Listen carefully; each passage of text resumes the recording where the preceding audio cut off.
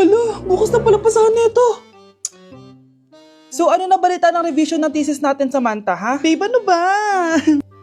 So ano na balita sa revision ng thesis natin, Samantha, ha? Hala, di ko pa nagagawa yung thesis namin. Nagka-emergency kasi. Sus, emergency? Kasama mo lang naman jowa mo. Tanggalin kita sa group dyan eh. Patay, lagot ako neto, babe. Paano niyan tayo? Mga bes, huwag kayong mag-away-away ha. Kumalma kayo. Sabayin niyo muna ako ha. Jopay. Kumusta ka na? Huwag ka nang mawala. Ngayon. Teka, si Scarlett ba yun? Dadalhin kita sa aming bahay. In fairness, ang ganda ng boses mo, be. Di tayo aalis tayo. Sa tunay na mundo. O, diba? Kumalma rin kayo. Ang fun kasi magkanta-kanta dito sa bus. Tapos, nakakaaliw pa yung mga filters. Buti na lang talaga, magaganda yung mga boses natin, mga bae. Truly! Wala pang ginawa sa Scarlett, oh. Ikaw, Scarlett! Nasaan yung IRS mo, ha? Ay, sorry. Wala din pala ako. Wait lang, gagawin ko na, ha? Sorry na. Pwede ba? Anak, kain ka na, oh.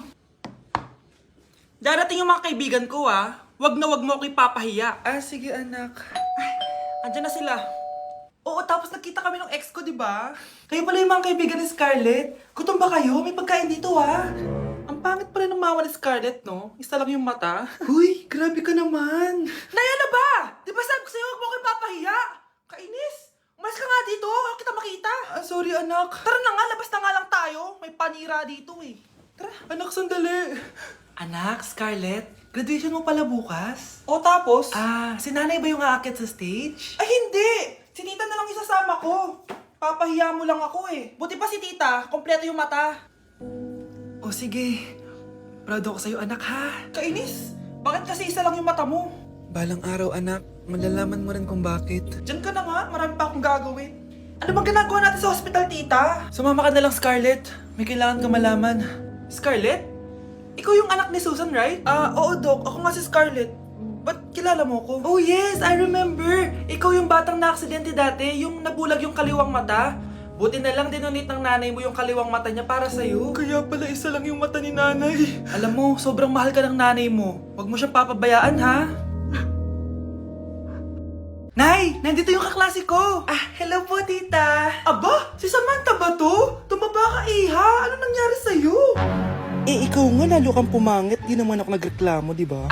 Palagi kasi masarap yung ulam namin, tita. Ganun ba?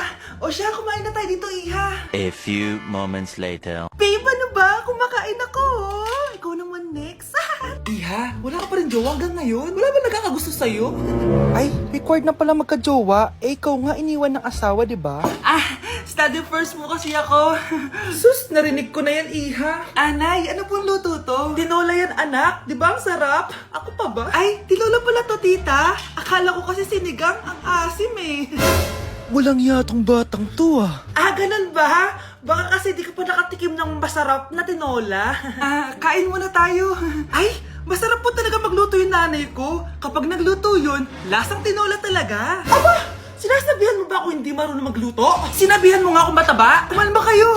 Maldita! Mapanlait! Walang modo! Ang baho ng hininga mo! Tumigil na kayo! Anak, wag na kayo mag-away! Nay, bakit nandito ka? Dahil siya, ang totoong nanay! Siya yung totoo ko, nanay!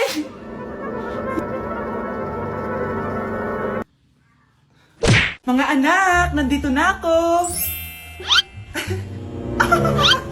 Buti pa ako may ginagawa. Di kagaya ng isa dyan. Hoy, babae ka! Buti pa yung kapatid mo naglilinis. Ikaw, puro cellphone ka dyan. Gumalaw ka naman, aba. Naistorbo ka naman eh. Aba, sumasagot ka pa. Teka lang, bubunutin ko yung wifi.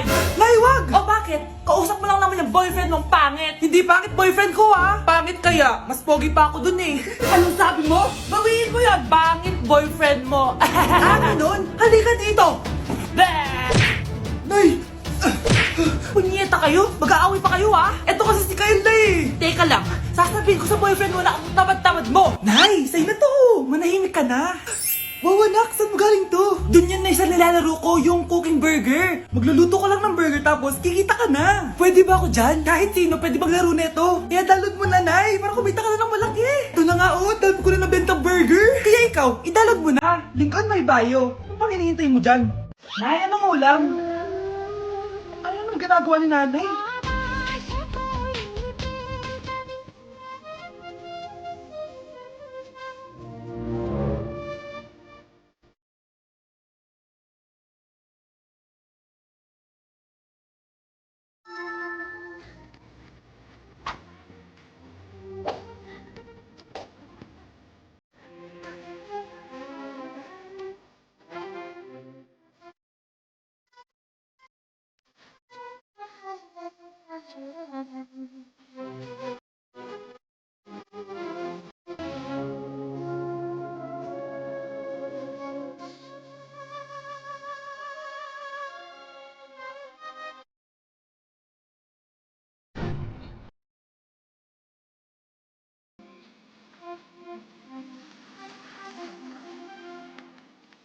Mas inuna pa niya magganyan-ganyan kaysa pakainin yung mga anak niya. Nay, papasok na ako ng school. Sige anak. Ito, baon mo. Alis na ako, Nay. Ay, wait, ka lang anak. Dalhin mo tong tubig. Uy, Mars, may chichika ako sa'yo. Ay, Mars, ito na nga, wait lang. Nanganak na yung kapitbahay natin. Tapos ang balita, hindi daw kamukha ng tatay. Ay, grabe naman yan. Malaking issue yan, Mari. Ano ba yan? Ang tagal ni nanay. Oh, Mars, nandiyan na pala yung asawa mo. Hi, mahal. Oh, mahal! Lasing ka na naman! Pumasok ka nga dito! Nay, aalis na ako Teka lang anak, dalhin mo to! Ingat ka Sige na, Nay! Init! Inom muna ako! Tilalak sa tubig! Baka ibang flavor lang! A few moments later. Kyle, bakit ngayon ka lang? Late ka na! Good morning, classmates! Hi, ma'am! Ang ganda mo naman! Ano pinagsasabi mo? Lasing ka ba? Ako? Lasing? Baliw ka na ata Anak? Binilang kita ng bagong school shoes mo. Nay, okay pa naman yung shoes ko nakita ko kasing punit na yung gilid ng sapatos mo, anak. Baka mahirapan ka maglakad. Thank you, Nay. Anak ko, para sa'yo. Hala, Nay. Hindi mo naman po kailangan gumastos para dito. Kita ko kasing nahihirapan ka sa research nyo. Sana makatulong yan, anak. Thank you so much, Nay. Nasaan na yun? Be, nasaan na yung introduction mo? Hello, Be. Chappy ka. Aray, kinagat po ako na lamok. Anak, bakit sa labas ka gumagawa niyan? Nay, mahina kasi internet sa loob. Kailangan ko na kasi matapos to. Pumasok ka na dito, anak. Nagpalagay na ako ng Bida Fiber Internet. Nay, gumasos ka pa? Pasok to sa budget ko, anak. Kasi for only 888 pesos a month, meron na tayong internet with speeds up to 75 Mbps. Installation fee will apply, pero sulit na din kasi 8 na gadgets ang pwede mag-connect. Salamat sa lahat, Nay. Ginagawa mo magaan yung pag-aaral ko. Di bali, Nay, makakabawi din ako sa inyo. Love you, anak! Number 10. Last question na to, class, ha? 10 points to. Sana madali lang itanong ni ma'am. Mukhang mapaperfect ko to, Ano? Ang full name ni Jose Rizal. Full name? Akala ko full name niya na yun. Dinuro ba yan ni ma'am? Kung nakikinig talaga kayo sa discussion natin, alam nyo kung anong full name niya. Alam ko lang yung full name ng crush ko. Ano ba kasi full name niya? So wala palang nakikinig sa akin, ha?